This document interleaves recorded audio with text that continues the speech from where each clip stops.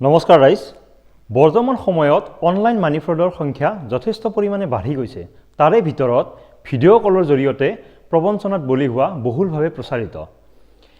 এনে ধৰণৰ প্ৰবঞ্চনা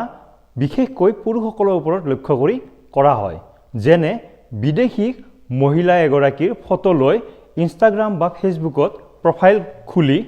আপোনালৈ বন্ধুত্বৰ অনুৰোধ প্ৰেৰণ কৰে আৰু যেতিয়া আপুনি সেই বন্ধুত্বৰ অনুৰোধ গ্ৰহণ কৰে তেতিয়া আপোনালোকৰ লগত কথা বতৰা আৰম্ভ কৰিব কথা বতৰাৰ মাজত আপোনাক ভিডিঅ' কল কৰাৰ বাবে উছতাব আৰু যেতিয়া আপুনি ভিডিঅ' কল কৰিব তেতিয়া উলংগ অৱস্থাত থাকি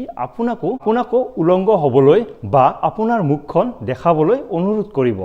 যেতিয়া আপুনি তেনেকুৱা কৰিব তেতিয়া আপোনাৰ স্ক্ৰীনশ্বট বা স্ক্ৰীন ৰেকৰ্ডিং ৰাখি ল'ব আৰু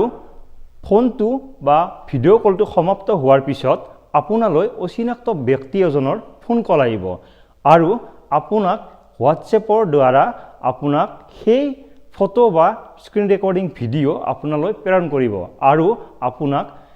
ক'ব যে আপোনাৰ যদি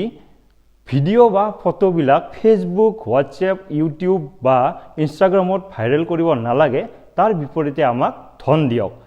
তেনে অৱস্থাত আপুনি যদি ভয় খায় আৰু ধন প্ৰেৰণ কৰে তেখেতসকললৈ তেতিয়া প্ৰবঞ্চকে চল পায়